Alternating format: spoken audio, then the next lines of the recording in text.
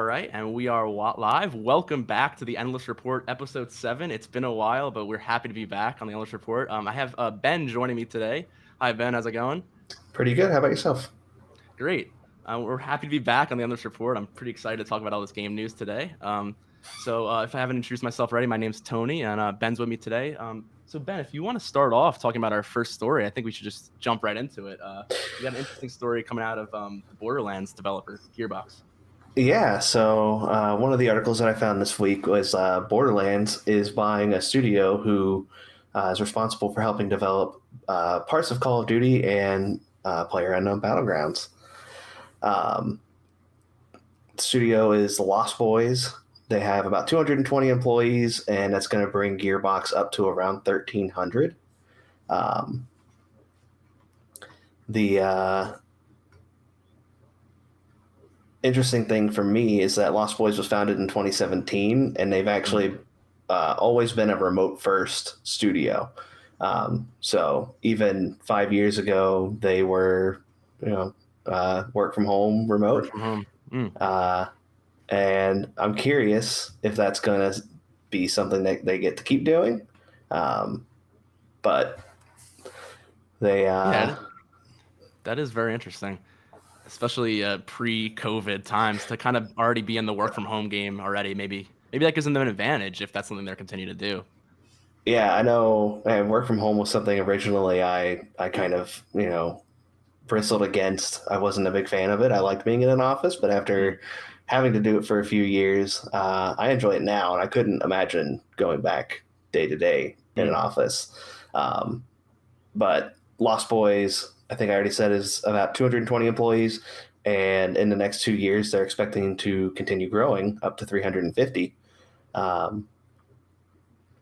They're going to remain a subsidiary of Gearbox, which is interesting because Gearbox is also owned by Embracer Group, who has been buying up a lot of studios. I want to say the count I last saw was around 80 separate studios that they've bought in the last few years. So they're kind of a big player that you don't really hear about. Yeah, absolutely. And I feel like it's one of those things. Embracer is kind of under the radar sometimes when it comes to that. Of course, we have the whole acquisition frenzy that's been going on in the past year with some very big highlighted stories. But that being said, on the work from home front, I do think that is an interesting question about how this studio evolves going forward under the Gearbox banner. I think this article said something about them remaining somewhat independent. And, I'm not sure about work from home specifically, but I do think they're going to remain an independent studio and basically have their lead answer to the leads of Gearbox and kind of be supporting Gearbox in that way. So I'm hoping that maybe if that studio already has a very good relationships between the developers and their kind of workflow, that they can continue to stay on that same wavelength and kind of and do more. I think that maybe could be a great opportunity, but I guess time will tell with how they're gonna play a part in Gearbox's strategy. Yeah, I mean, it says they're going to operate independently, and I just think it would be almost like suicide to try to force them into an office-based approach after they've been operating work from home remote for 5 years. I mean, people do silly things, so it's not an impossibility, but it seems like they would buy them knowing what they're doing works right now, and to massively change that would be it wouldn't make sense to me, but I'm not a CEO, so Well, I tend to agree. I think that, I'm sure there are many different debates about work from home versus work in office, and that's its own discussion. But I think that when you have a group of people who have opted to work in that type of environment and that's where they're comfortable, especially for that period of time, I think that just the idea of shaking that up, it's like if it ain't broke, don't fix it. I don't know why you would upend the structure of an entire studio if you're already happy with their output to the point that you're acquiring them because you enjoy the way they put work out. So if that studio enjoys working that way and that's, the most conducive to making the best products and the best games, then I think that, I agree. I don't know why. I would hope that, someone in that position would see that was the best move, to just take care of your team and keep those conditions the same. But again, that's, I'm not aware of their internal, discussions and how they feel about work from home personally. But if that's the way they are and that's the way they like it, I would say why throw a wrench in that? Right. Sure.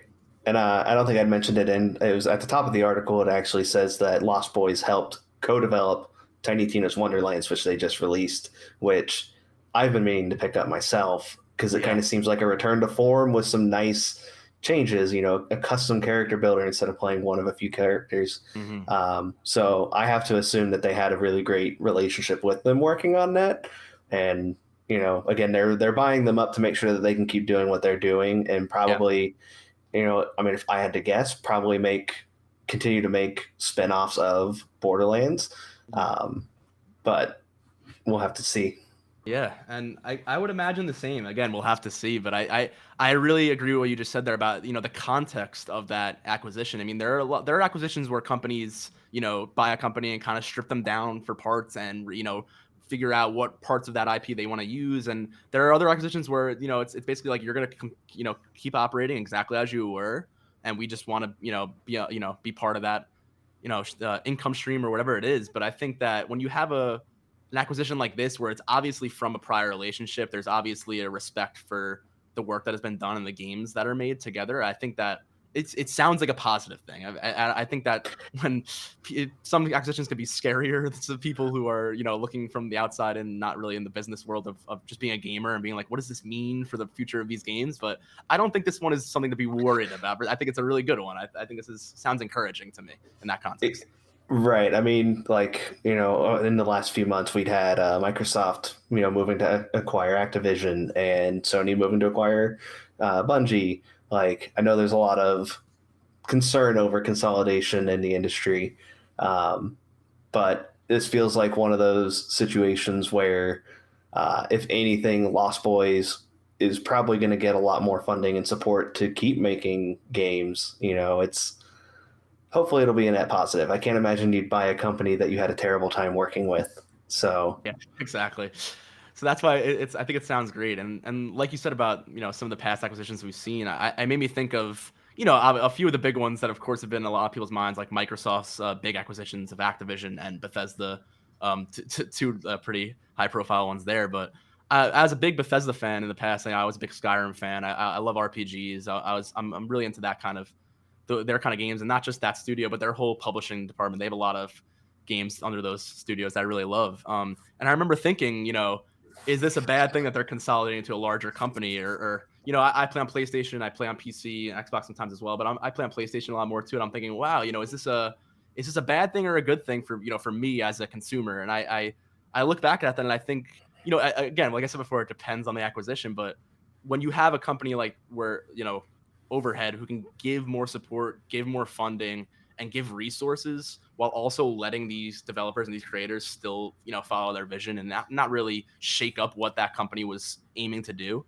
I think that that's, it's exciting if you're a fan of a certain type of game because, having the support, both financially and maybe even infrastructure wise and having other teams to bounce off of, who knows what that entails. But I'm hoping that it's only going to be a positive thing. I think, like you said before, it's just then when hopefully there aren't decisions made that maybe thwart, the fun or the experience for the consumer. But that being said, I have good hopes for the future of gaming for sure. yeah, and I mean the Bethesda and even Activision being purchased by Microsoft's an interesting one because over the last few years, Microsoft's strategy has just completely changed with Game Pass and you know committing to first party releases being on Game Pass. Like they their entire strategy is just different. It's if they can get you feels like it's more if they can get you into Game Pass, you know, that's more important than selling, you know, a single copy of a game. Mm-hmm. So I I don't want to rule out that Microsoft isn't going to have Bethesda release some stuff that's, you know, Xbox only or Xbox PC only, Mm-hmm. but it doesn't really feel like the strategy they're wanting to go for right now. But I know we have Starfield coming up, which has been in development for a long time.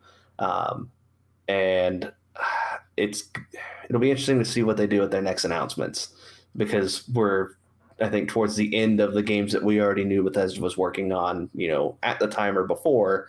So after, you know, Elder Scrolls 6 is a good example. They announced it. We know they're working on it. You know, is that now going to be, you know, is there the chance that Microsoft will say, "Man, Elder Scrolls is such a big IP, Mhm. like that will rival, the quality of something like a PlayStation, first party exclusive, Yeah. like that will be our equivalent and get more people in, or are they going to be more focused on just getting Game Pass out there? So Mm. put it on PlayStation, get what we can from that, but for the people who want to play it on PC, you know, I'm a PC player myself more Yeah. than anything. So if I could get it on Game Pass and get modding, on PC, even if I had a PlayStation, I'd probably get it. I'd probably get, Game Pass at that point. Mhm. So it'll be interesting. We're through the final slate of games that they had. So what they announce next and where they announce it's going to be is it's going to be interesting. I agree 100%. And I think that especially as I'm more of a, like I said before, I play PlayStation, but I'm more of a PC guy when it comes to, especially Bethesda games, when it comes to modding and things like that. With Skyrim, I'd much rather play on a PC if I could. But that being said, I think that the Elder Scrolls 6 is really a big turning point, and I've noticed that even over the past, I mean, that when that game was announced, for reasons that it just kind of had to be at the point because they were being clamored just to address that it existed. And even though it was long out, they just kind of dropped that teaser trailer. And since that teaser trailer dropped, I think it's been like 4 years. I think it was before Fallout 76 came out. It's a while back now. And I mean, I was in high school, and now I'm a college graduate with the job. So that's how long ago that was. That was 5, 6 years at least, more than 4 years at least. So looking at that now, we've had articles every few years about, especially since Game Pass has really come into prominence. Will Elder Scrolls 6 be a Game Pass exclusive? Will it be an exclusive? We get Starfield basically confirmed it's not going to be on PlayStation, and we're still thinking, will Elder Scrolls 6 do the same because of what Elder Scrolls is and what it means? I mean, I know they've not had the best relationship with Sony in the past. The PlayStation 3 version of Skyrim, I remember, was very rocky. I know the same thing with Fallout. A lot of those games had issues on PlayStation that they didn't necessarily have on Xbox, and they've talked about, especially when the Xbox acquisition went down. Todd Howard, who's the director of that studio, Bethesda Game Studios, talked about how they basically launched Morrowind with help from Microsoft and how they've had a very close relationship with them for a long time. So that acquisition does make sense, and I think that I have high hopes. I mean, I'm someone who's obviously a big fan of them, so I do have. I'm very excited for Starfield this fall. I will be getting that probably on PC. But then going back to the financial side of it, it's like if I have subscribed to Game Pass from time to time to try some games out, but one game like that where it's that one game I really know I'm going to want to own, I'm probably just going to buy it, maybe in the Steam marketplace if it's available or Xbox marketplace, and then not worry about my Game Pass subscription when I'm mostly playing on another platform. So I do think that, like going back to what we were saying about the monetization of it and how that could be good for the developers. I do think it is interesting to see being on Game Pass, how the game will perform in terms of monetary success versus, the perceived success of the IP itself. I think when you don't have all those concrete sales and you don't have, you basically have a large Game Pass platform taking up subscriber counts. It's a different metric, and it's interesting to see how we'll measure that going forward for sure. Yeah, and I mean it almost comes down to more if Elder Scrolls 6 is announced as an Xbox PC exclusive and that it is not coming to PlayStation, like I don't even know if it's so much that Microsoft would want to worry about the financial side of selling it on PlayStation, essentially selling it on a competitor, but player feedback, like is there the chance that if they did announce Elder Scrolls 6, an IP that has been on every platform for pretty much as long as it could be, finally going exclusive to essentially one console and PC, uh, or even if they put it on Switch, which would be interesting. But assuming it was either Xbox and PlayStation or just Xbox, with PC, uh, what would the fan reaction to that be? Like, that's something that people that would have bought it if it was on PlayStation don't buy it. There's a lost sale. But is there also the possibility that people that do own, PCs and Xboxes just don't agree with that as a strategy and how that would adversely affect them, long Exactly. term? And I think like I said before, with like every once in a while we get an article, and you kind of see these mini fan outbursts of like this is how they're going to react once that happens.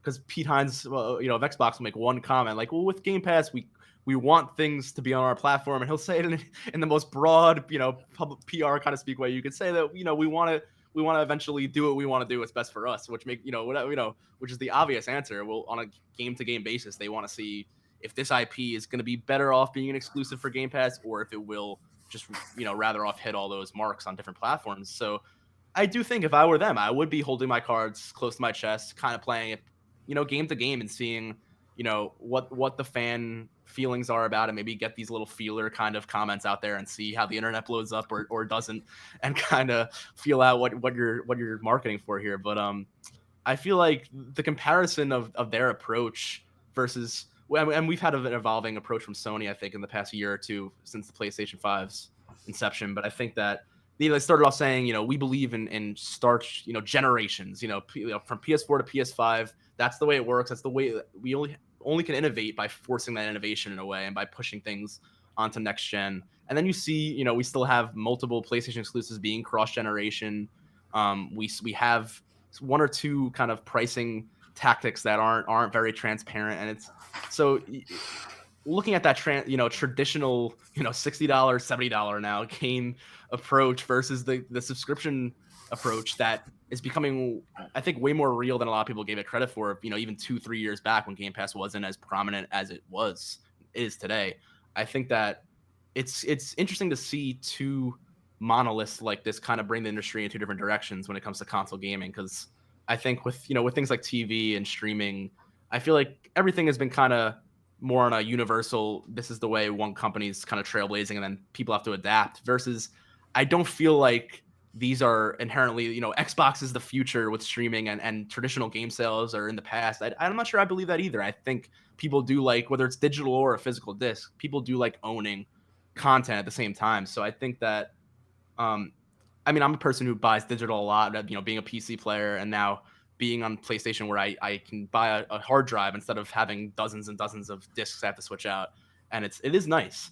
But it comes into, which platform are we going to really prefer more? And I think that's up to the consumer. So I like having the options there. Yeah, it's, again, you're talking about the two different strategies. PlayStation focuses on, they had that initial push for like, hey, PlayStation 4, PlayStation 5, two completely different things.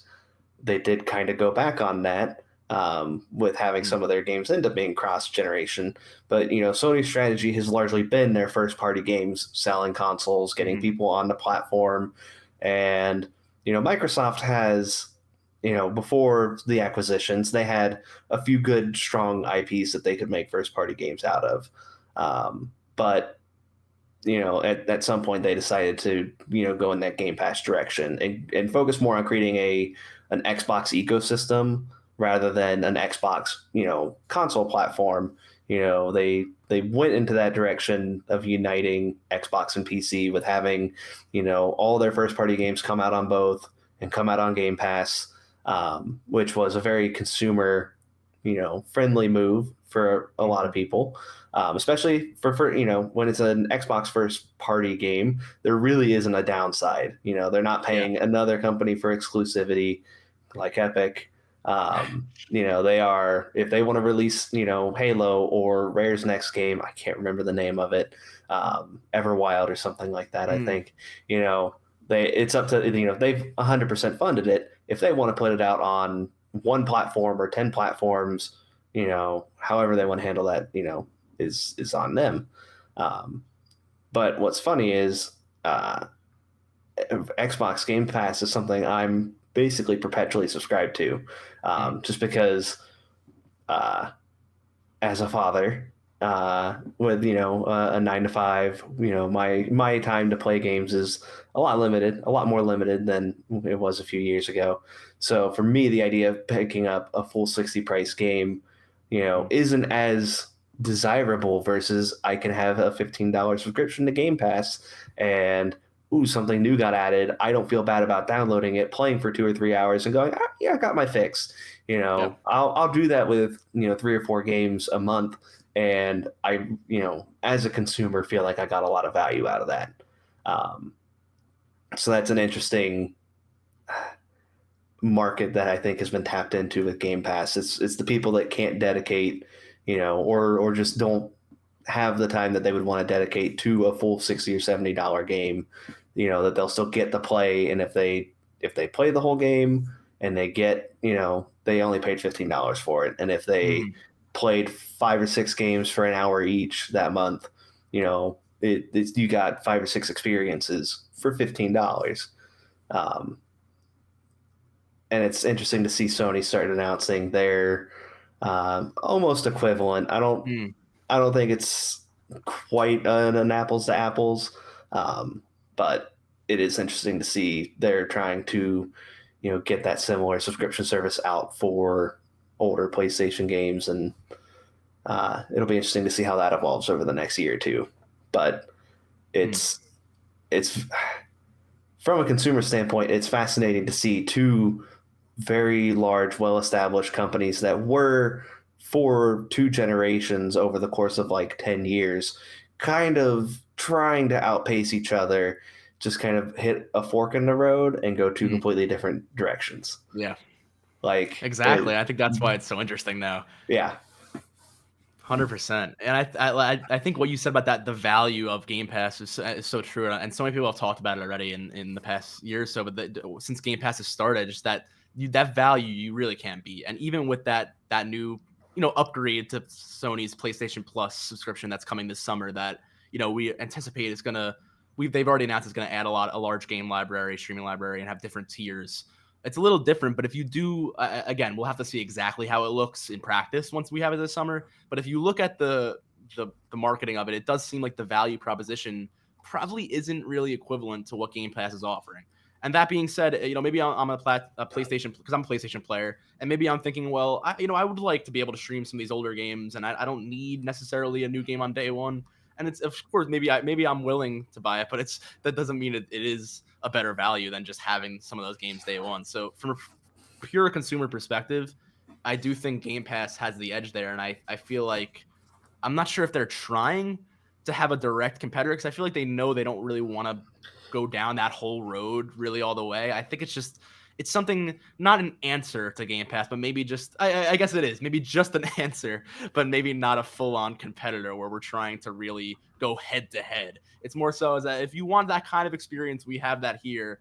But I feel like Sony still is on that the train of, we have these blockbusters, these experiences we stand by, we put time into. And just speaking of that, I'll bring up our next article just to briefly mention that, because we've just heard news that Insomniac Games, who works on the Ratchet and Clank series, many past PlayStation series, Spider-Man, and announced their new Wolverine game last summer, I believe now. And we've actually just heard they've been starting motion capture, which is pretty exciting. Um, Again, I wouldn't be 100% sure what stage of development that is, given every game is different. But I have heard reports that they do have an entire full story finished and scripted. So now they're just doing mocap scene by scene without having to worry about any reshoots, which is a very interesting approach. We don't have anything too crazy here. We do have this screenshot I'll pull up on the screen for those of us who are watching on video here. But so very interesting picture there. There's a Sony motion capture room there. I believe they did some work for Death Stranding there as well in this studio. I don't have the exact location of that, but just a little interesting. I just thought I'd throw that in there just to get that story in the conversation. We've been talking about Sony's approach for a bit, but I do think we will see a larger showcase come this summer about some of these high profile Sony single player releases that they're coming out with. Like God of War, still scheduled for this year. We have Spider-Man coming next year, which I'm super excited about because I loved that first game. yep. I couldn't wait for the next one. So really excited to see more of that. But yeah, I just think that Sony still, although it's been a weird year, I think, for both companies, I think Sony still has a lot up their sleeve in terms of these big high profile games. And they also have a lot of acquisitions that they've just kept quiet on about what they're working on. We've seen a lot of multiplayer studios. We've seen some live service announcements, but just concepts, no titles, no studios, no nothing. Just the fact that these games exist. So I'm curious to see what they have up their sleeve with some new announcements this summer. But that's just a side note on what's coming from Sony at the moment. Yeah, and I mean, you mentioned it. It's interesting because we periodically get these glimpses into the development status of some of these games, and it's really hard to tell. They're starting motion capture. Is that motion capture specifically for cinematics? Are they doing motion capture in general? So they're going to start building that library of animations for the game, or from a pure gameplay standpoint, is that game like 80% done and it is just the story bit that they're going to go through now? And then I don't think I have an article for it to pull up, but I am remembering that they had announced that Ghost of Tsushima has gotten its last patch. Yeah. So uh, I think it's Sucker Punch. Yes. Sucker Punch Okay. Studios. So I mean, it'll be interesting to see, if later this year or sometime around, early next year, if we'll get to see what they're working on next, or if it's too early for that. I know, depending on how some studios operate, they might already have a small team that's been working on, the next game, and they're wrapping up Ghost of Tsushima. No more patches coming through for it. Maybe that means that the bulk of all the pre-production work on their next title's done, and 6 months from now, or around Gamescom and Game Award time, will they have something to show for that? So Yeah. And that's the question. And I think, oh yeah, continue. I was gonna say, I mean, it's Sony definitely has a lot this year that they can still bring out to get those marketing beats, and in a way steal some of Microsoft's thunder, because we've already got Halo Infinite. It's going to get patches and stuff, but I can't think of anything besides Avowed, something from Obsidian, maybe something new from Bethesda that they could really announce this year that would be a big splash. Yeah. And I feel like I had the similar thoughts in their past few showcases where I thought, hey, this is great. They had a lot of great announcements. Again, Avowed was really cool to see that we were getting a kind of fantasy type RPG from Obsidian. I really liked seeing I believe Redfall was announced, another Bethesda game, which that looked interesting again. But I think it's tough when a lot of those games still seem very far down the docket, and I wonder, when you've already announced so much. I mean, we go into the same problem with Bethesda where they have nothing to really announce other than just staying quiet on Starfield, because they basically had their next 10 years of development kind of in the public eye, and we're just waiting to know more information about it. So you're kind of in a tough position there where when you put a lot of your cards on the table, and now we have to just kind of wait.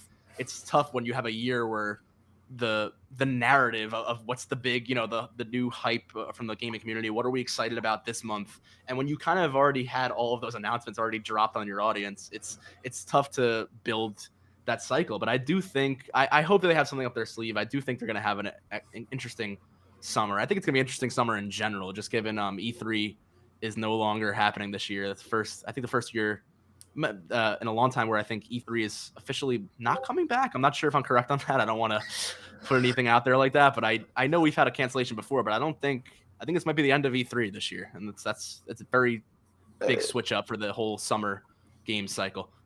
Yeah, and I mean, that could be a whole hour-long conversation on its own, because I don't want to go too off the rails there, but yeah.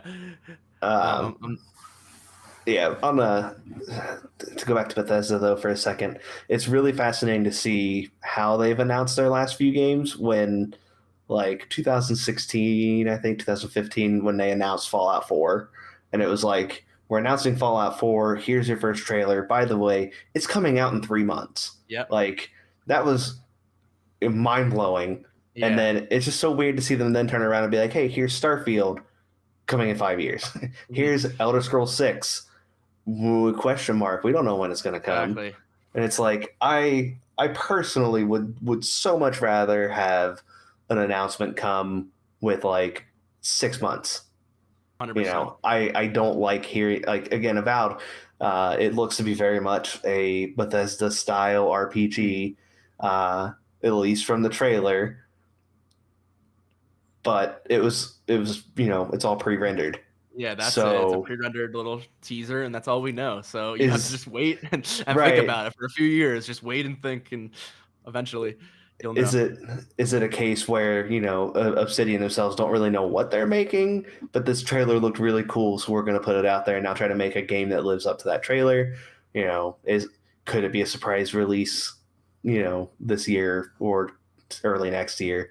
I know I'd be very doubtful for this year, just because I don't think Microsoft would want to drop Starfield and Avowed or anything from Obsidian, in that RPG nature too close within that same, time frame. I But agree.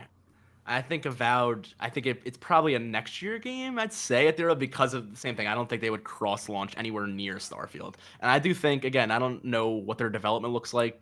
Just based on the trailer we saw a few years ago. But I do think next year is probably the earliest we'll see that. But I think it's interesting that you brought up the Fallout 4 release because I remember the time being I was so excited for Fallout 4 coming out at the time. I remember thinking about I was watching interviews with Todd Howard, the Bethesda's creator director there, and he literally stated in an interview about how they hated announcing anything earlier than they had to. He was like, if it was up to me, I would announce a game a week before it came out, if that was enough time to actually get attention and marketing and actually release it. I don't want anything, getting out there, any other extra footage. They were really all about having the shortest, reveal to release time possible. And I think that specifically with Fallout 4, the way they did it shook things up, and I really think it changed reveals since then in the past 7 years. I mean, if we look back, I feel like there were so many games that would have a vertical slice or a teaser trailer or something, or they would put out years later, and then the game would come out that wouldn't even look like the game that you saw at that demo a few years back at E3 or whatever. And it's like, what happened, guys? This isn't, there were always the graphical downscale as that happened, but there were also games that were just not really what they were advertised for, or at least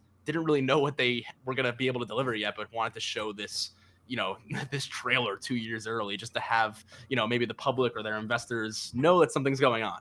But I think that after Fallout 4's release, I think that really turned things around where people like the idea of that kind of hype cycle where you can get this concentrated, focused excitement around your game, and also not have to worry about all of the fan complaints. Speaking of Insomniac, we just did before with Spider-Man. I remember there was a scandal with them that in their release, their puddles weren't as reflective as in the one trailer from the 2017 E3 demo. That it's like, okay, well, obviously it's a different build of the game, and I just think that as a developer, you realize you're gonna get nitpicked for whatever you do. So if you can have that window be as short as possible and have that nothing but positivity and an accurate representation of your game without giving away too much and having constant updates for years on end where you feel like you already kind of either know the game a little too much or don't or vice versa, just don't have a real grasp of what's actually being delivered.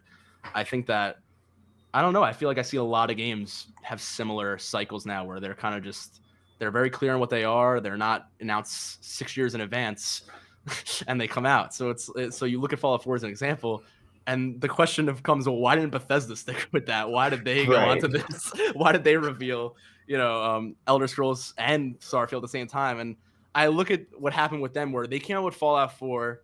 They had a little fan backlash. It was well received, but I think they had some backlash on what some hardcore RPG elements. Their dialogue system was a little more, not I won't use the word bare bones, but a little more streamlined and accessible. And I think a lot of people were, upset that they didn't get some of those aspects from older games. So I think that when they come out and say our next game is a multiplayer game based on Fallout 4 and we're not going to have anything for another 3 years after that, I think they were a little worried that if they didn't just say something about their next projects, that they were going to continue to be in bad graces. Because at the time they did not have the best relationship with the community. They had launched Creation Club as well, which was just monetizing small, mod packages as DLC. So there was kind of a fall of reputation there for them. And I think that they had to be like, look, here's Starfield after this, but if we're gonna sit for another 10 years not even talking about Elder Scrolls, we're just gonna have to just show them here's the logo or something. Because I feel like if they just didn't address Elder Scrolls 6 at all, it was all people were asking about, especially before that trailer. Where is it? What is happening with it? And even since that trailer, it's still, I get it, Starfield's coming out, but when are you gonna be done with Starfield so that we can work on this game? They have such a large fan base just clamoring for it. So I think that they kind of got put, between a rock and a hard place where they had to basically double down on the opposite of what they like to do and just have to reveal everything well in advance. So there's not much mystery there when it comes to Bethesda Game Studios specifically and their future. Right. I know. I think with the announcement of Elder Scrolls 6, they also had announced Blades, which was their mobile game. So it was like I think it was one of those situations where they realized they had to put out something big that their core, console PC player base was going to want to see.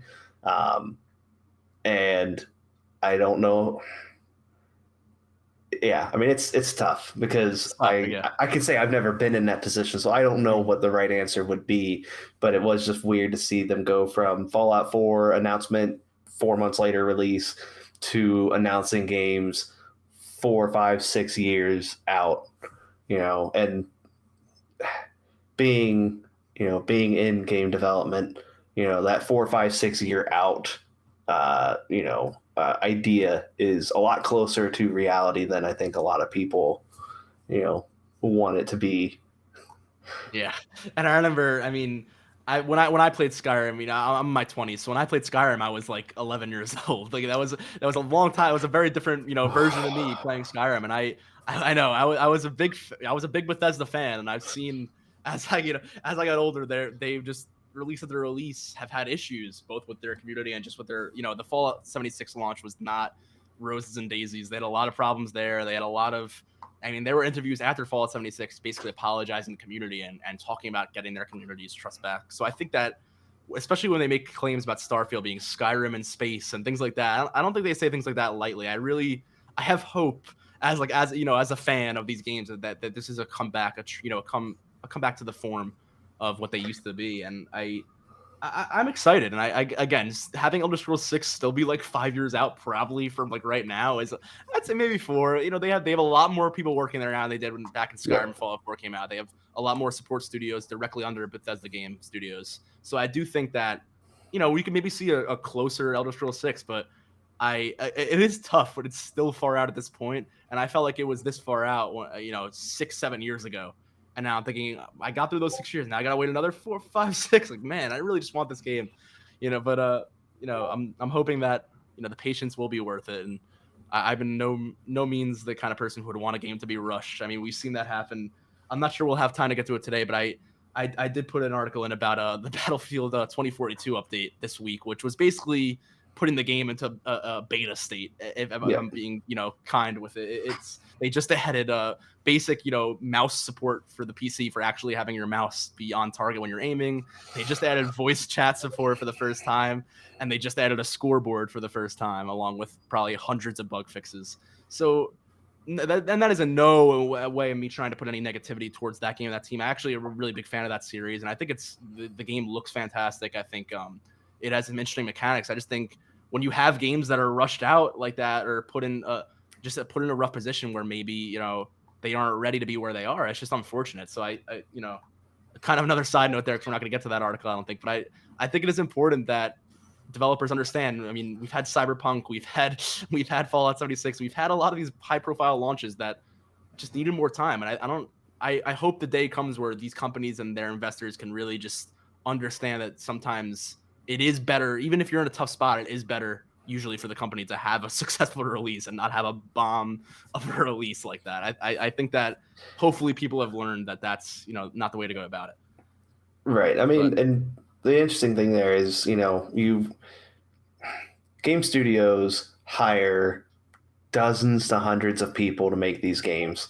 They're hiring professionals. No, I don't think there's a studio out there that doesn't have a whole raft of seniors and leads that have experience. And I don't think something that I want people to keep in mind, especially when using Battlefield as the example. The actual, the individual developers and testers and designers that are working on it, they are, I would say, 99%, they are doing their best. They don't want, nobody really ever wants to send anything out that is bad. Um, but, they're the people that get to make those decisions aren't usually focused on the product that's actually going out. Is what I'll say on that.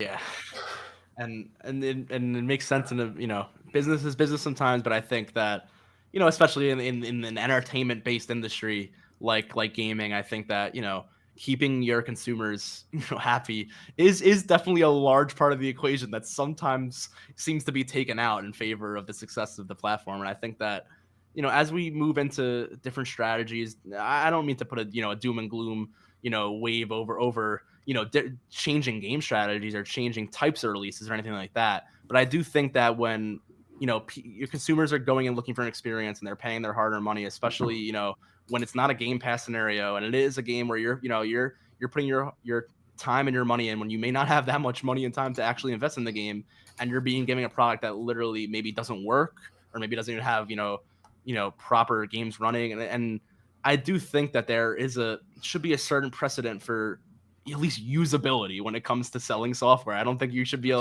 necessarily just allowed to ship a game in a state where it's virtually unplayable. And then I mean I don't want to keep naming games to do that, so I won't. But I do think there are releases where developers come out and are like, well, just please be patient with us, and over the next 2-3 years you'll get to a game that you want to play. And it's like, okay, well, if I would have known that this is going to take me a 2-3 year process to get to all this content, then I wouldn't have put my $60 down now, and I would have waited. But I feel like a lot of games can be based on there's really no other way to put it, but a slight deception in terms of what's actually being offered in terms for the pricing. And I think that we'll get into this in a few minutes when we get to that story. But in terms of different pricing schemes and stuff for different games, I think consumers appreciate transparency, and I think they're willing to pay for value and for great experiences if they know that's what they're going to get. So I think that if no game's going to guaranteed be something everybody's going to love and enjoy, but I think if you're making something with that in mind and you're making something that you want to promote engagement, it makes sense. There's really nothing bad about promoting engagement. It fulfills that own loop of getting more players. So I don't want to get into like monetization strategies and all that kind of stuff in terms of that, but I do think that I think being transparent with the consumer is usually the best way to go about it when it comes to these launches. Right. And I guess the last thing I'll say on this whole releasing games early and not in the best shape they should, because I think in this last week, Hello Games put out their Outlaw update.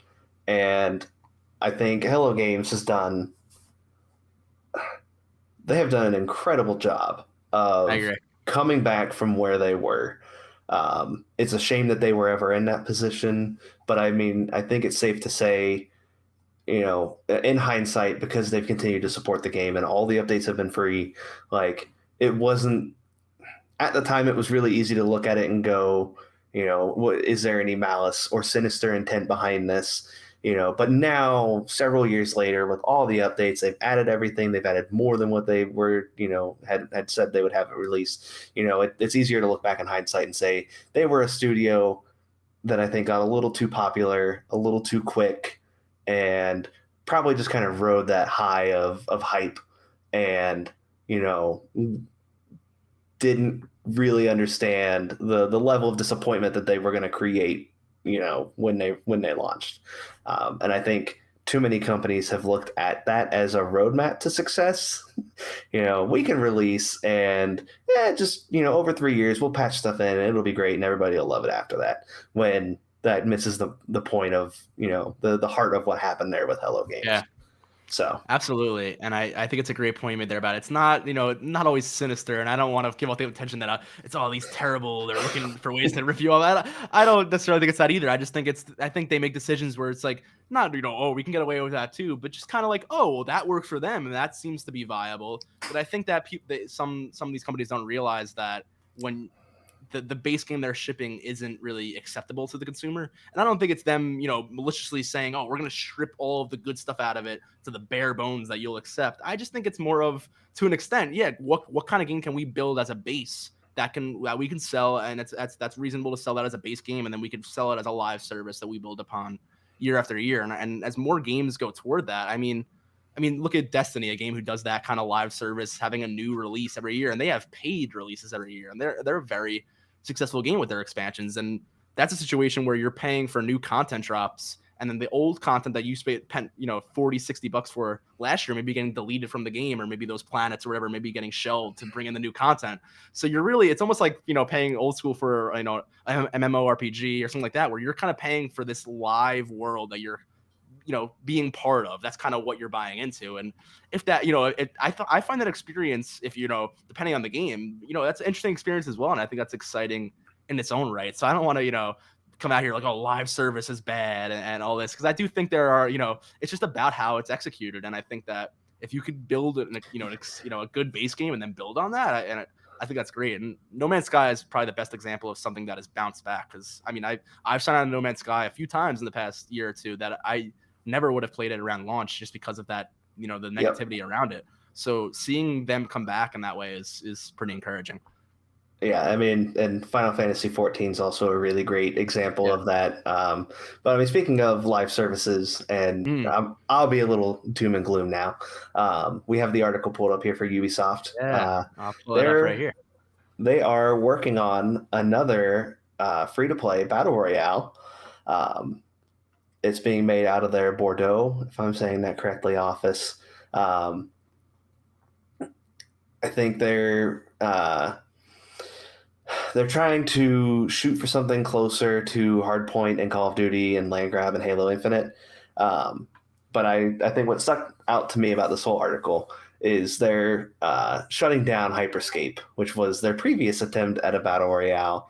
And, it's something that I think we're having to reckon with now a lot more, as we do have these live service games.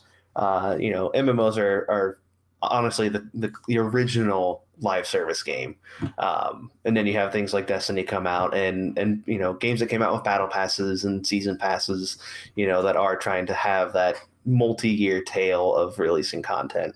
But that, I'd say up until around 2018 or 2019, that felt more natural. Like, we're just going to put a game out.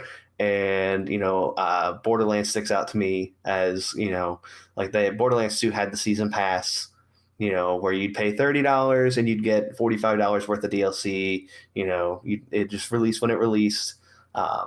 It felt fairly natural.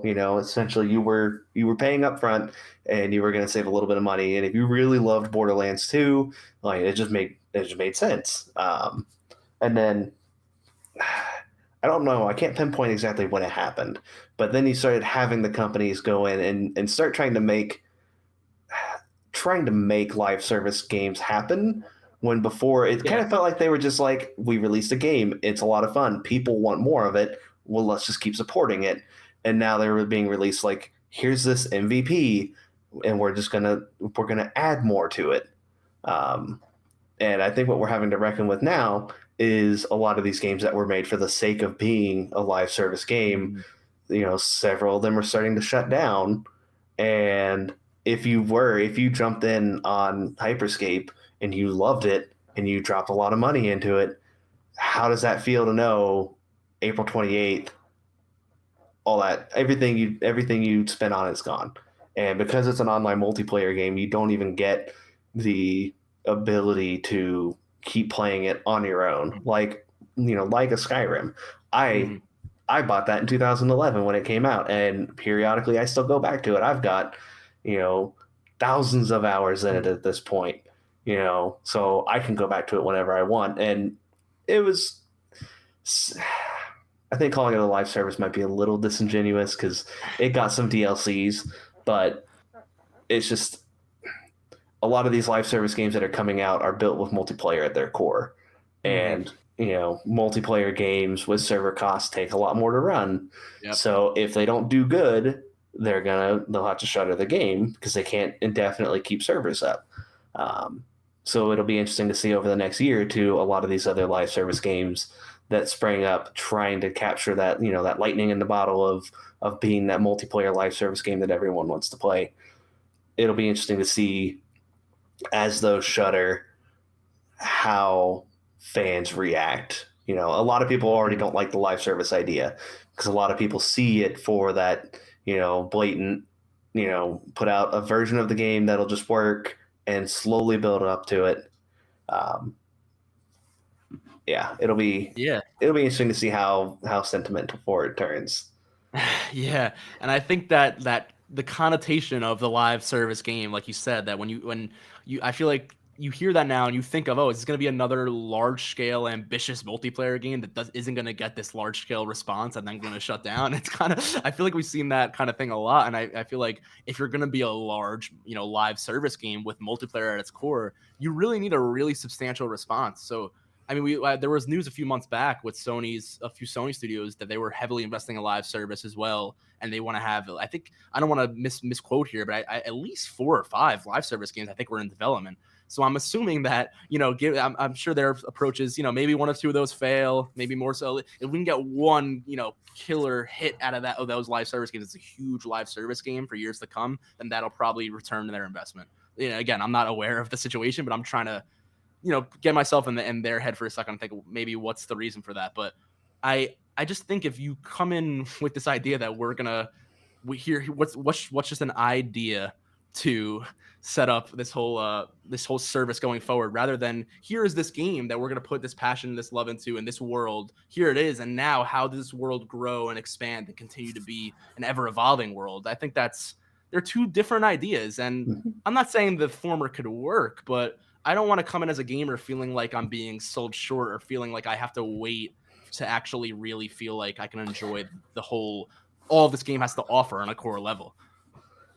Yeah, I mean it's the difference in feeling of like I'm buying a game that I'm going to get to play and I'll have opportunities to buy more content for it versus I'm buying into a platform that will give me the opportunity to buy more. Like it's that difference in that initial selling point, that initial value, it I think a lot of people are wisening up to it as well and it's getting a lot easier to spot, the games that will potentially or have the potential to actually stick around.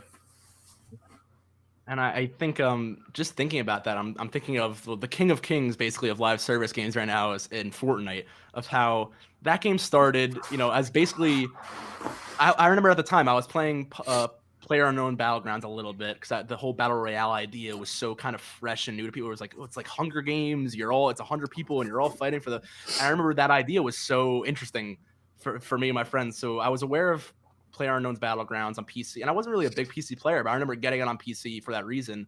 And then Fortnite, which was a base building kind of game at the time from Epic Games, makes this battle royale like spin-off kind of mode and publishes this for free on PlayStation. I remember playing it on PlayStation, and it looked nothing like the Fortnite of today. It was just those core mechanics, basic weapons, and I had a blast with it. And I remember it was the day it launched. Actually, I downloaded it because it was on the store for free, and I was like, let's check this out.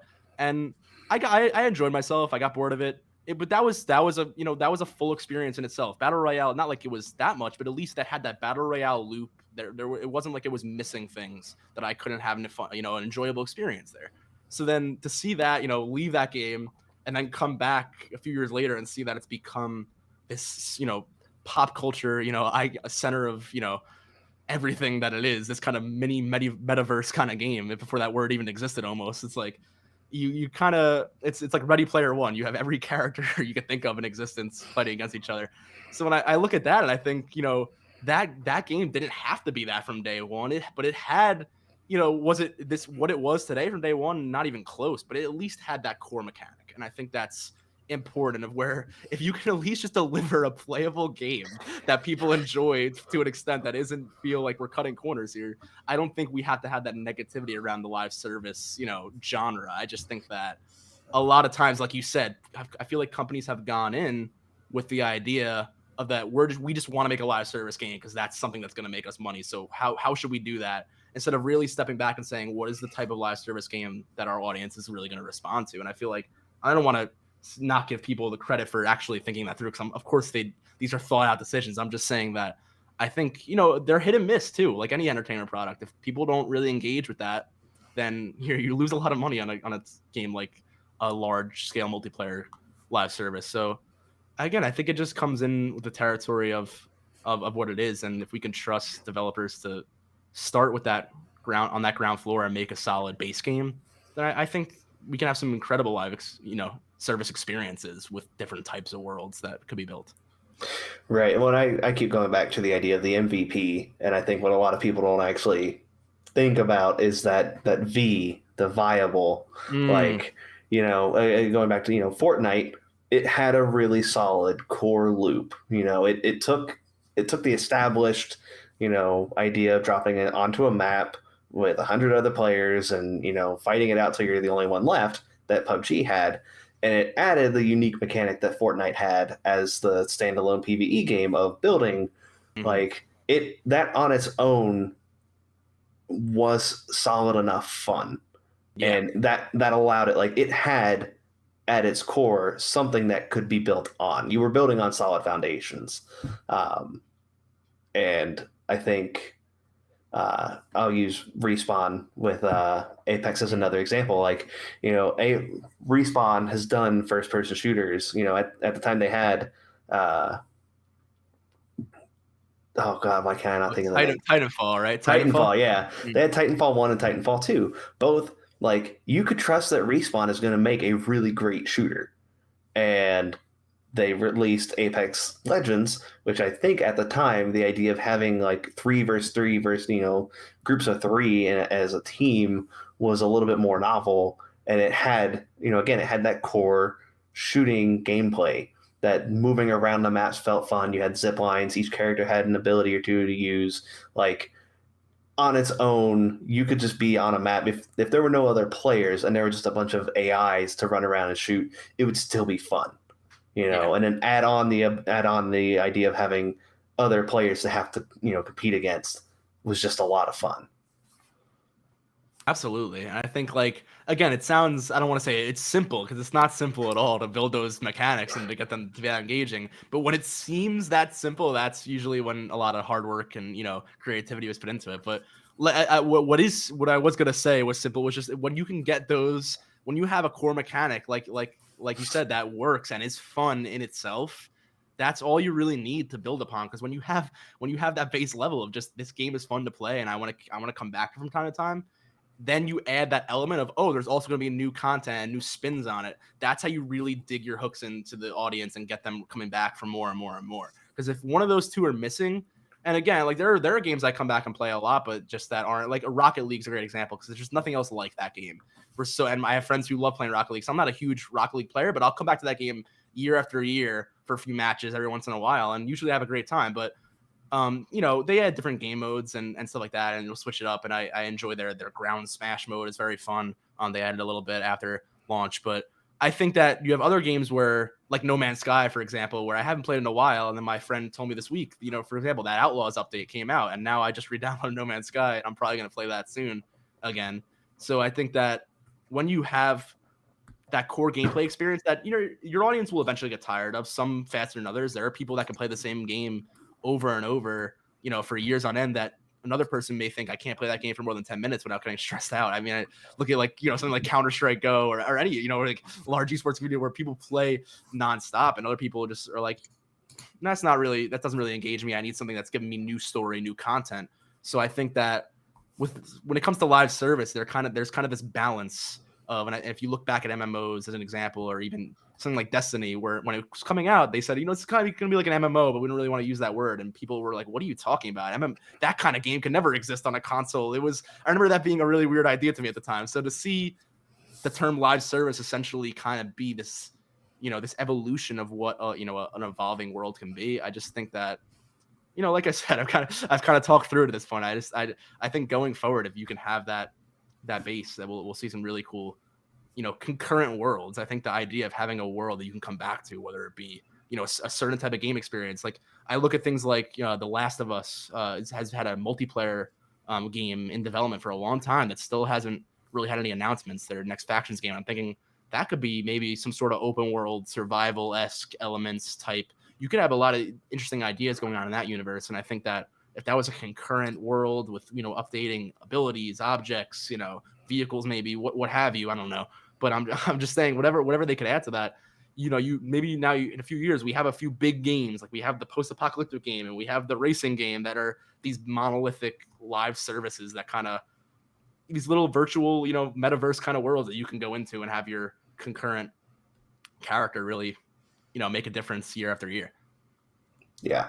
Well, and I mean, it just depends on how you end up wanting to define live service. I mean, you have Escape from Tarkov that Yeah. like it's semi persistent because you do have a character and you're going out and you're getting loot, and if you die, you lose everything unless you insure it. But like, so you have an element of persistence, which I think for me, as far as the live service goes, is key because I personally I like having something I'm building up, and that's Mm, why I really can't go back and play something like League anymore because I played a ton of League of Legends, and at the time it was a lot of fun.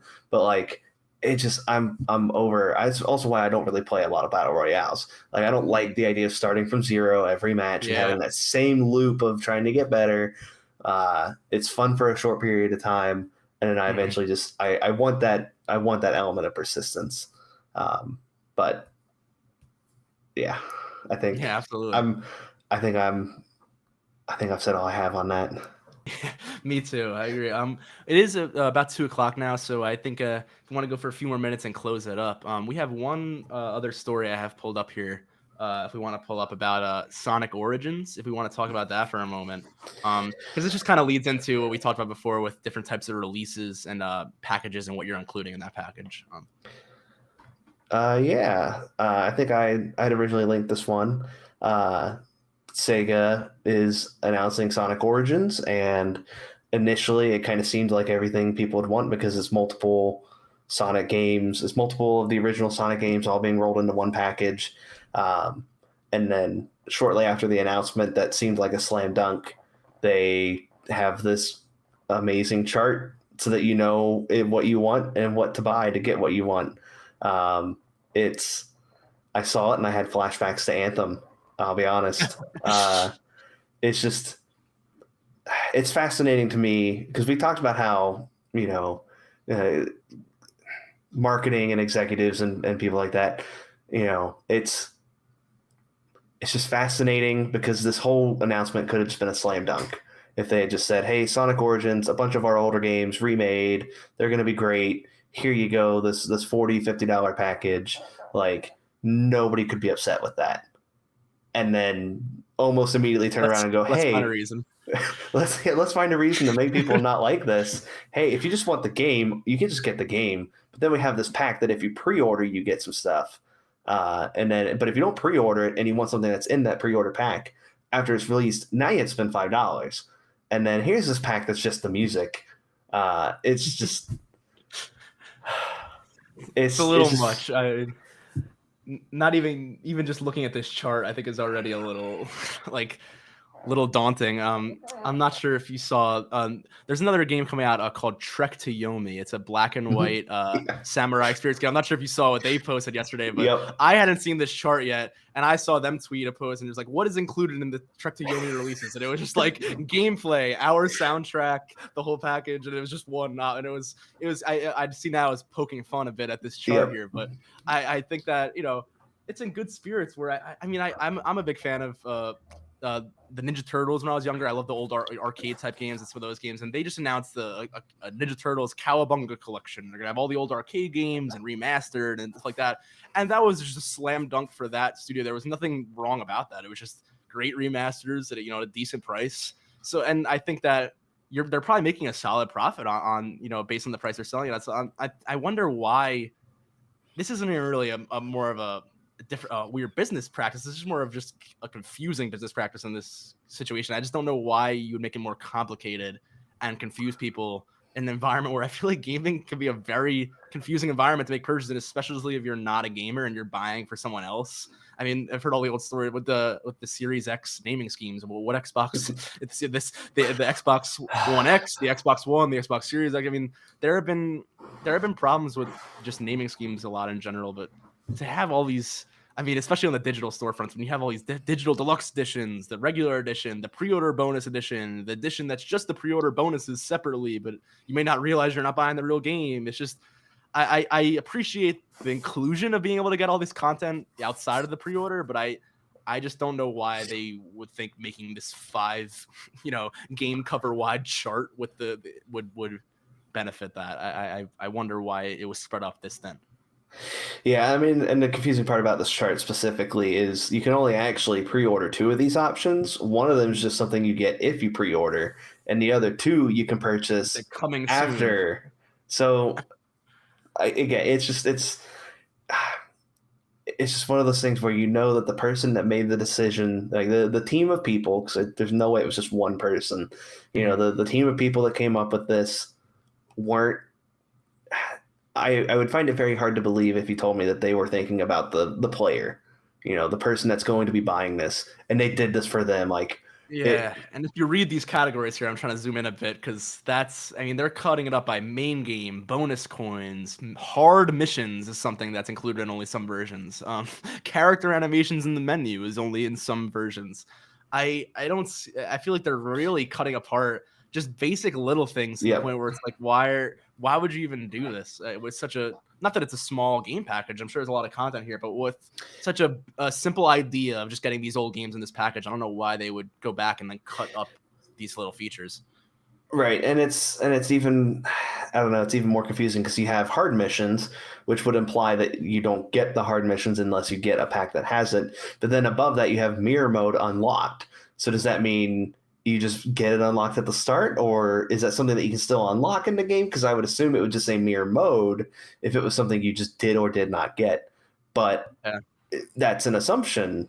It's it's just it's just weird. I don't, like I said, and See, nobody who was in the team making this decision was actually thinking about the people who were going to be buying it.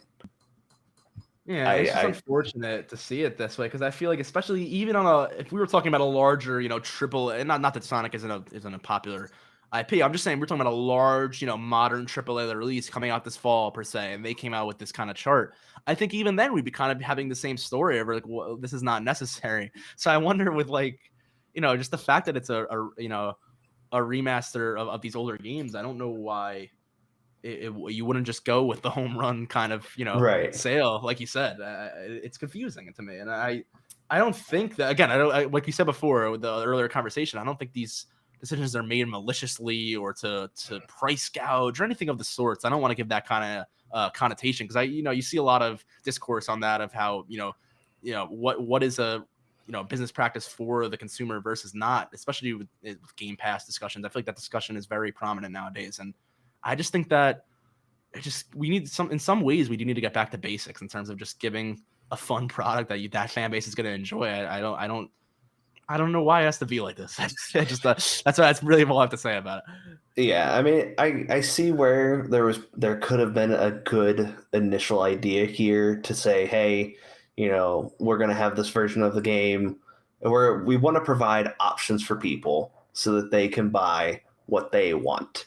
But that's really easy to end up creating a situation where, like, what I want to buy, I now have to cross reference five different things to see if that's the one I actually want to buy.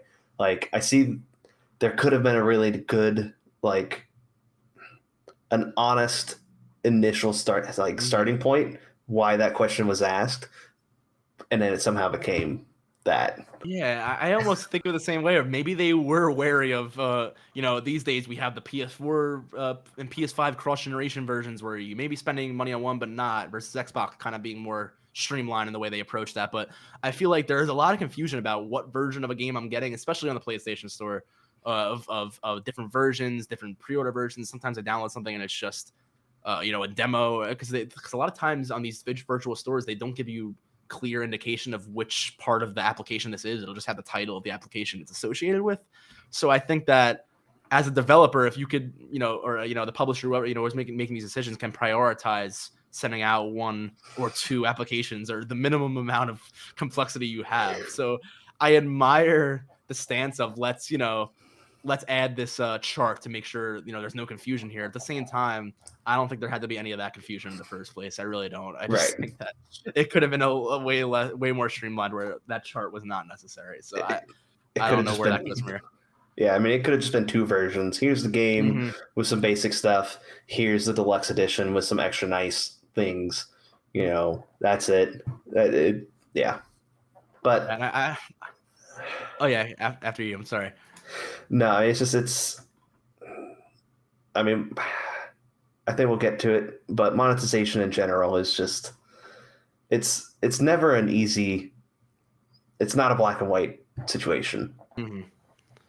And I'm actually going to pull up our next article. I think we'll kind of close out a bit on this topic because I think it kind of ties in a lot of what we were talking together. So, you had this article here that in the future, Xbox games may have ads being developed. And I also read another article that PlayStation is considering the exact same thing by adding ads to some of their free-to-play games. So this is something that we're seeing from both of these two large, console developers, and is kind of right in line with the practices of how these games are being released and in what fashion. So if you want to jump in on this discussion, I definitely have a few thoughts on how this could impact, what we were just talking about, even how games are shipped and how they're made depending on their ad inclusion. But yeah, I mean, it's not a surprise that a lot of free to play games in general it's more prevalent on mobile, but a lot of free to play games have options for ads. They have the ads that play regardless. They have rewarded ads where you get boosts for things, and it's just something that I will say on its face value, I don't necessarily have a problem with. If it's an extra option for a company to have in their game to just generate a little bit of extra revenue, it's fine. Especially if this is wishful thinking that allows them to reduce or remove the actual microtransactions. I mean, I would take, and I think in this article specifically, they're going to be rendered on billboards and racing games and stuff like that, especially in a game like a racing game, a sports game, where the idea of having like ads mentally already fits with what we expect. Like, I don't see a lot of difference between having an actual Coke ad versus a generic fake game cola ad. Like, what's the difference there? But I know Microsoft in particular is already starting to put ads on the operating system in certain areas. So it's one of those, like, the initial idea, the core idea, I don't really have a problem with, especially if it does help people who make free to play games have a little bit more of a consistent revenue stream. Because, I would assume that just having the ad in the game, unlike mobile where you're expecting them to fully watch an ad to get the full percentage of value from it, like having the ad in the game, with the player being near is probably enough to trigger like, oh, they were there, so give them that 0.0000001 penny for them being there, or whatever it ends up being.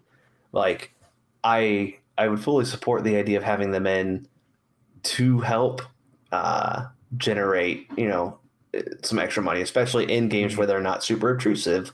I don't know how I'd feel about running around something like Breath of the Wild and finding a Monster energy can ad plastered on the side of a mountain randomly.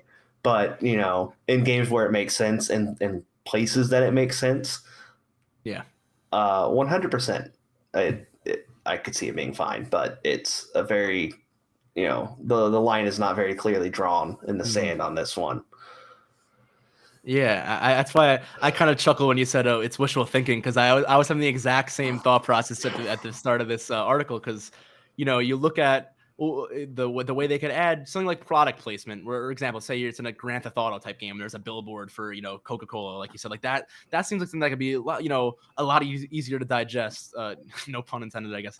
Than something like having in your face on the menu here is an ad, or something like in Windows where you're having ads pop up. I feel like I do think that there are definitely appropriate ways to do it in a product placement type of, scenario, similar to how movies have done in the past, where you kind of in passing, here is this brand or this icon that maybe even kind of fits in with the game. And I think there is a way, where you can do product placement where it's not just, oh, we're just, selling out for this company. I don't think it always ruins the integrity of the story. I think it depends, on what story you're telling. So I do think there is a place for it. I just worry that while it can be a more consistent and more, less kind of intrusive, stream of, money there, I do think that when they can get away with also having microtransactions and also charging you for certain interactions with the game and making things into DLC that necessarily might not have to be, I think those practices will be done if they know the consumer is going to accept it.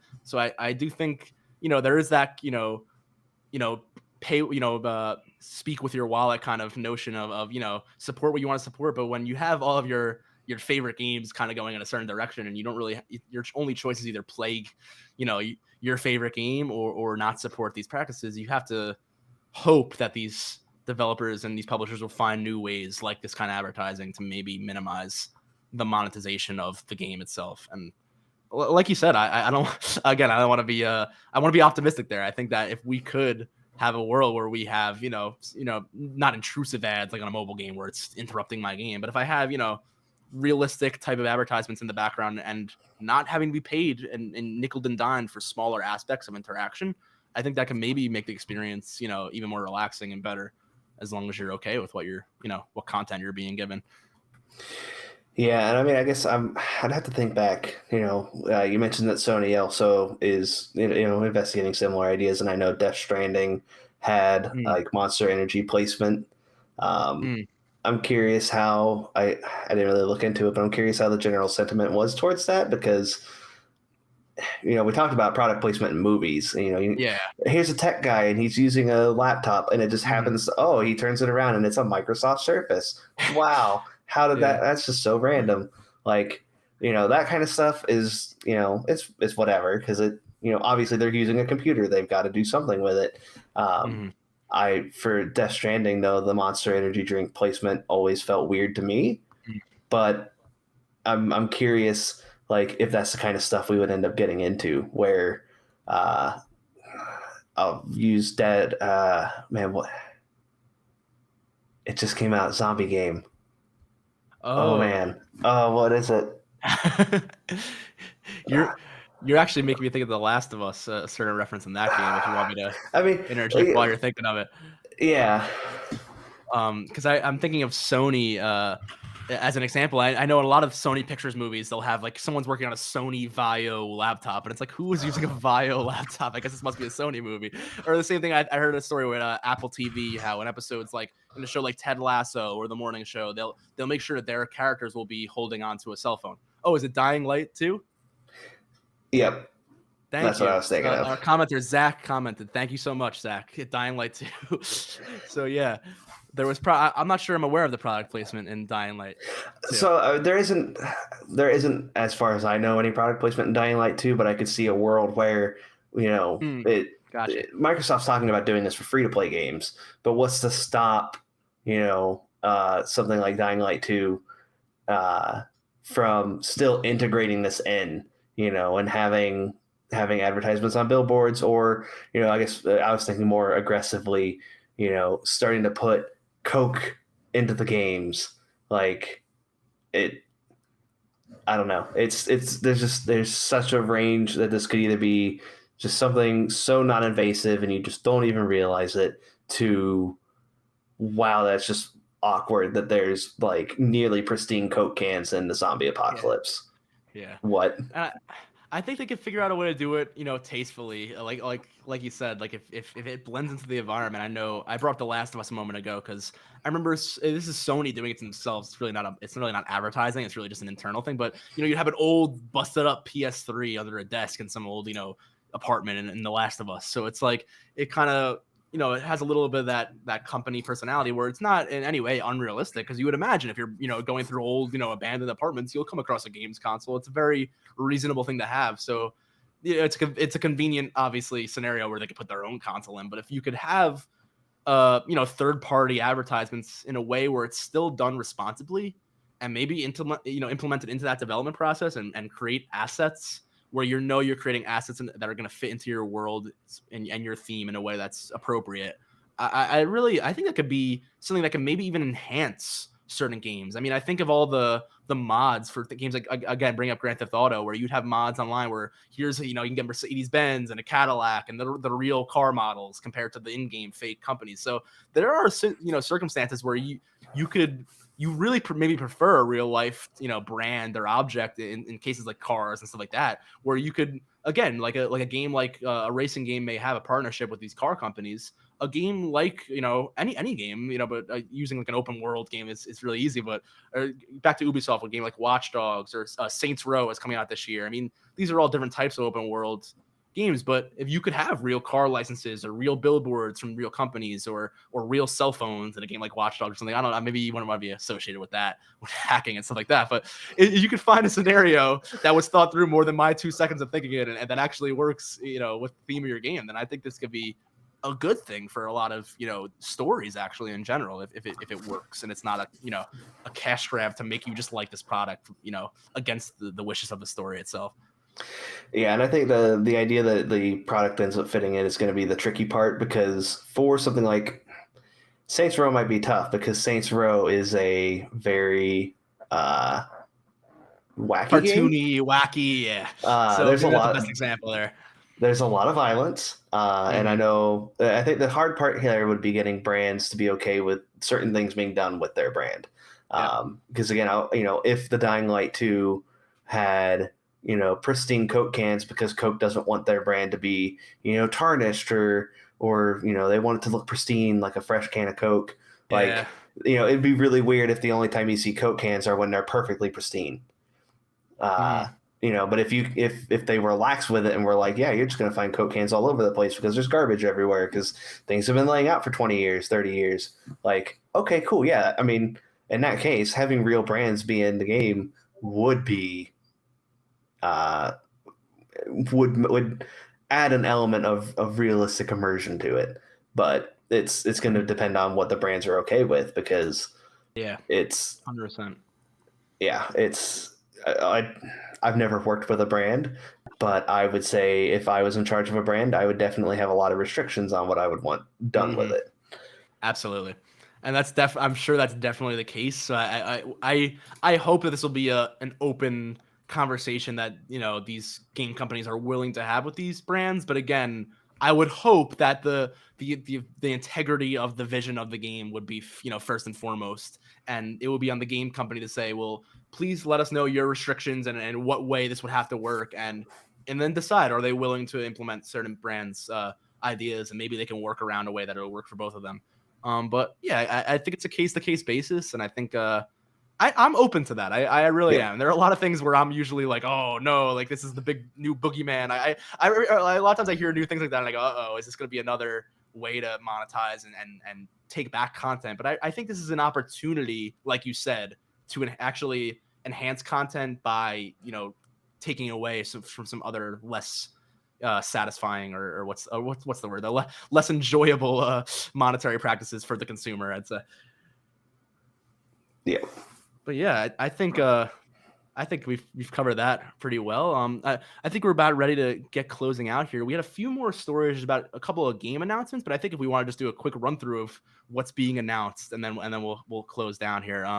So I'm gonna pull up this one next article. It was announced that Amy Hennig, former director of the Uncharted series back in the original trilogy, is now making a new Star Wars game. So I'm not sure we have too much media to show here, but it's being made through Skydance Media. This comes recently out of reports of people wondering whether or not a new Uncharted game will be made by Naughty Dog, which I'm actually hoping is not the case. I think that I'd like to see them either delve into a new IP or do something different after The Last of Us, after everything they've done with Uncharted, coming back for 4. But Amy Hennig, being the former head of Uncharted, is now starting this new Star Wars project with Skydance. So I think it's very interesting. I think that we're seeing a lot of new Star Wars games being announced because of the end of the EA partnership they've had for quite some time. And I'm a big Star Wars fan myself, as are many many people, I think. So to have the IP not be under the influence of just one company, but for all these different companies to work with Disney and come up with different types of game projects, I think we're going to be back into a Star Wars game kind of renaissance in the next few years. We saw that the announcement of the Knights of the Old Republic remake, which is pretty exciting to me. Saw another few announcements of some smaller games, some other just kind of all broad announcements. So it's hard to talk about because a lot of, here's an open world game coming from Ubisoft for Star Wars. I heard about that one as well, and that's really all we kind of know about most of these announcements. So I think Star Wars, the IP itself, is in a very interesting spot here because we have a lot of upcoming game content in the next few years. Jedi Fallen Order, we're waiting that sequel as well. I'm pretty sure that's been well in development by Respawn. So another thing to be excited for when it comes to Star Wars. But yeah, just to briefly cover that, I think we have one other interesting, not a game announcement here, but one more interesting thing I'd like to leave on a cool little interesting note here is that the writer of the Portal series, Portal 1 and Portal 2 from Valve, is asking Valve, please, let's write another game. He's willing to write a Portal 3. He wants to continue that story. So that is an open call to Valve, the developer, that maybe Portal 3 will be sometime in the near future. That's no guarantee of any production whatsoever. I don't want to get that news out like that, but people are willing to make Portal 3, I'm sure. I know that the writer wants to write a Portal 3. So if Valve would decide to return to that series, that I'm sure that'd be a very big moment in gaming, and I'd be curious to see if that actually would happen. Yeah, the only thing I'll say on that is it's interesting because Valve has a rather interesting corporate structure. They're, famously a very flat structure. They don't have, the 10 separate levels from your ground floor employee up to up to Gabe as the CEO. So the impression is if enough people there at Steam wanted to do it, they could internally form a team and do it. I would assume there's probably more checks and balances that are in there than just 10 people saying they want to work on Portal 3. But it's not out of the realm of possibility, especially with, I could see them doing a VR version because Valve's been pushing VR stuff. So a VR Portal game, Portal 3 in VR would be mind-bending. That would be incredible. And I think after, with us, the community begging for Half-Life 3 for the past 15 years or so, for them to come out with Half-Life Alyx, which, again, I've only been able to test once before. I've never been able to play that game, but I've been able to stand in the HTC Vive environment of just being in their environments. But from what I've heard and from what I've seen just standing in the environment of the game, it's one of the best VR games out there. And I think that if you could take that Valve's capability of making a really great VR game and put that into a Portal universe, I don't even know, the boundaries there of what could happen in terms of going through portals and how that would work. But I think it could be really something special. And I think that if you have, the passion there, you literally have the writer who's obviously passionate about this, this game universe, who wants to write that story. So, I mean, there is some hope there. I mean, again, like with Half-Life, when it comes to Valve, you never know. But, I think like you said, with a VR game, I think it's specifically right in their wheelhouse right now. And I think that really does sound like a possibility. So when Portal 3 VR is announced, I'll definitely give you credit for that, because I think that's spot on. I really do think that'd be the perfect move for them, for sure. But that's good stuff. Absolutely. Yeah. So I think that about does it for all of our news stories today. We talked for about an hour and a half. I think that's a great time to close the podcast. Are there any closing thoughts you have about the news this week in general, or any maybe what's the most excited you are for a game upcoming? Are there any games coming out, releases that you're anticipating? Starfield. For me, it's that last, I'm giving Bethesda one more chance to, rope me back in, give me that Skyrim in space, and I will be a happy man, and I will be more than happy to look forward to their next, to Elder Scrolls 6. But if Starfield doesn't quite deliver, I might have to move on and find someone else that makes the RPGs that I can enjoy, or make them myself. That was my exact answer too, right there. Starfield is definitely number one for me. I will say, just to add another game to the mix, God of War Ragnarok is still supposed to come this year, and I really enjoyed the first one, so I'm excited to see how that game is going to turn out. Stray as well is another one I wanted to throw in there. It's the game where you control a stray cat in a world of robots, and I just found it interesting to have a player controller as a cat. We had our own game of Feisty Ferrets here in Endless Studios last year, and then we had a ferret player controller, and the controller Kayla made there was really awesome. And I think that having an animal controller is something that not a lot of games have. I mean, I'm trying to think, Spyro the Dragon is the first one that comes to mind, but I can't think of many games that are really fully based on a 4-legged type animal experience. So I think that having that, it will be really cool, and I'm excited for that game as well. Yep. Yeah, but thank you so much, Ben, for joining me today on the Endless Report. I think that was awesome. And thank you, everyone listening at home, for tuning in. I appreciate your comments, those you commented. And thank you very much again for watching. We'll see you next week. Yep. All right. Bye-bye.